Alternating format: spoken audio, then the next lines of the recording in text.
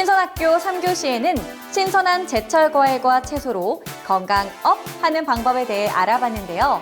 이번 4교시는 벌써 마지막 교시예요.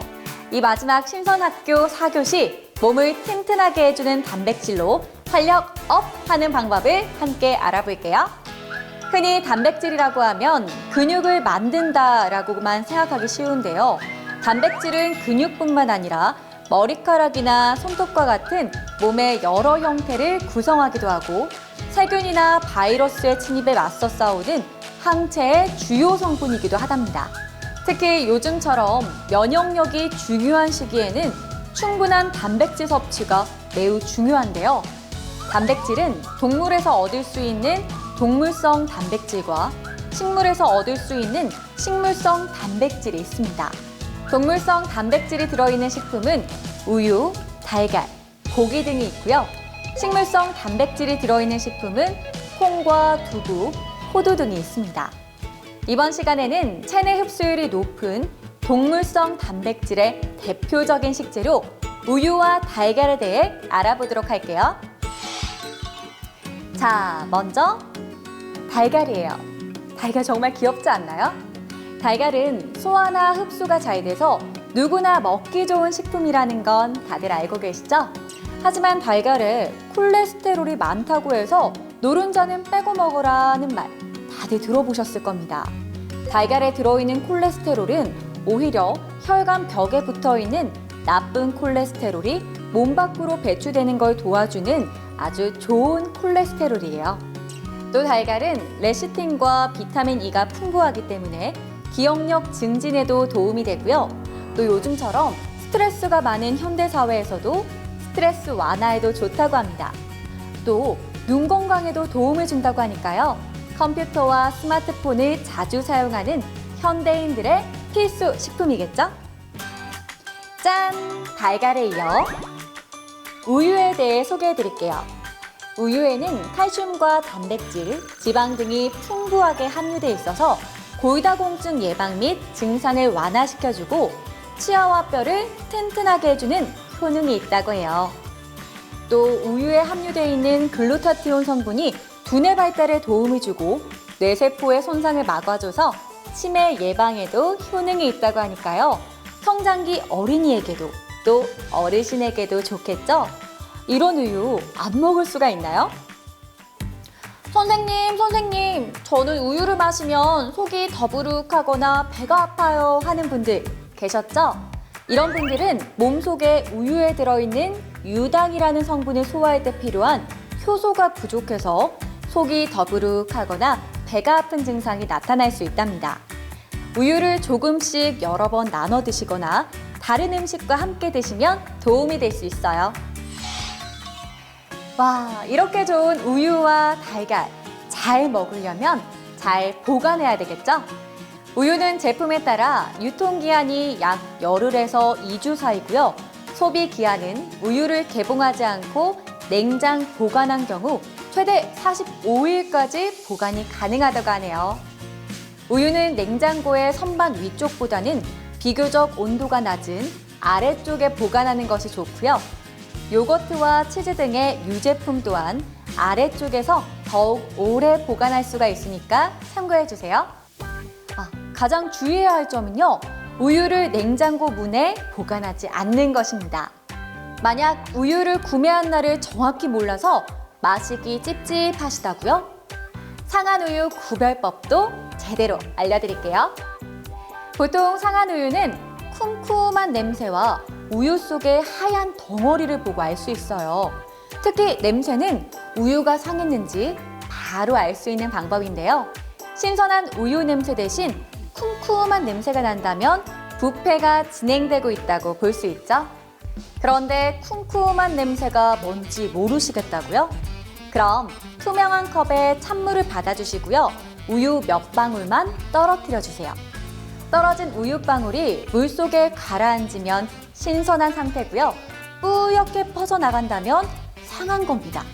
상한 우유는 먹으면 안 되겠죠?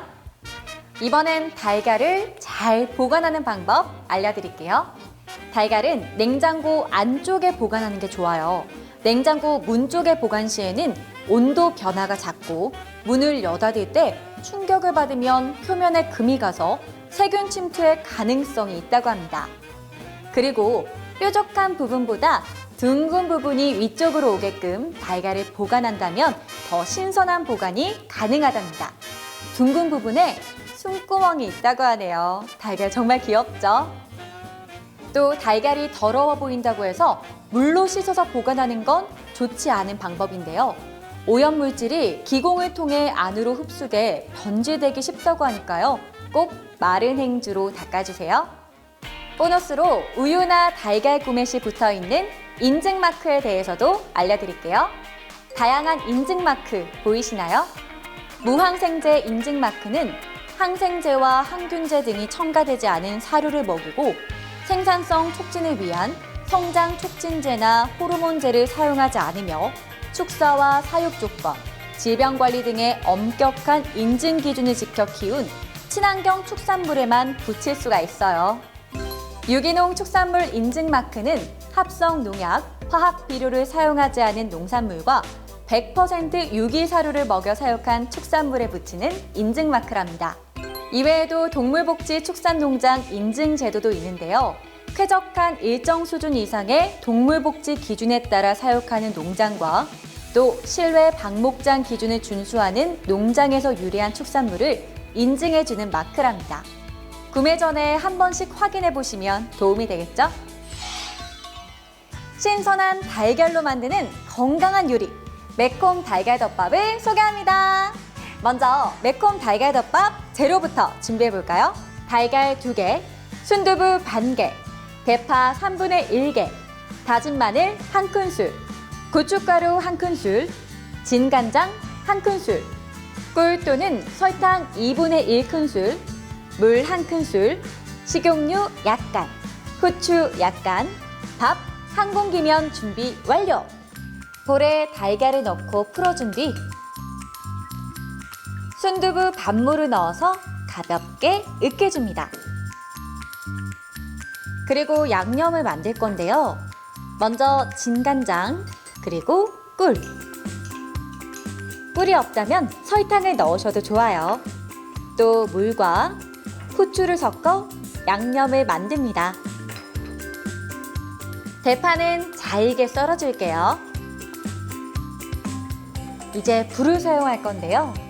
프라이팬에 식용유를 두르고 약불로 잘게 썬 대파와 다진 마늘, 고춧가루를 넣고 볶다가 대파와 다진 마늘, 고춧가루가 노릇노릇하게 구워졌다 싶을 때까지 볶아주세요. 그리고 방금 전 준비한 풀어둔 달걀을 붓고 가볍게 저어줍니다. 재료가 타지 않게 꼭 약불로 가볍게 저어주세요. 달걀이 살짝 익을 때쯤 양념장을 넣어서 볶아주세요. 벌써부터 향이 너무 고소한데요. 그리고 뜨끈한 밥 위에 달걀 볶음을 올리면 신선한 달걀로 만드는 건강한 요리 매콤 달걀덮밥 완성! 지금 보시는 것처럼 쪽파나 고추를 쫑쫑 썰어 넣어주시면 더 맛있게 먹을 수가 있어요. 정말 든든한 한 끼가 될 것 같네요. 신선한 우유로 만든 부드러운 우유 카레 궁금하시죠? 먼저 재료부터 준비해 볼게요. 재료는 식용유 약 5큰술, 다진 돼지고기 반컵, 약 80g, 당근 조금, 양파 반개, 감자 4분의 1개, 우유 3컵, 카레가루 10큰술, 그리고 밥을 준비해 줍니다. 먼저 양파부터 잘게 썰어줍니다. 자, 이제 감자도 잘게 썰어줍니다. 당근도 잘게 썰어줄까요? 당근까지 잘게 썰었다면 팬에 식용유를 두르고 양파를 넣고 중불로 충분히 볶아준 뒤 다진 돼지고기를 넣고 뭉치지 않게 풀어가면서 노릇노릇하게 볶아주세요.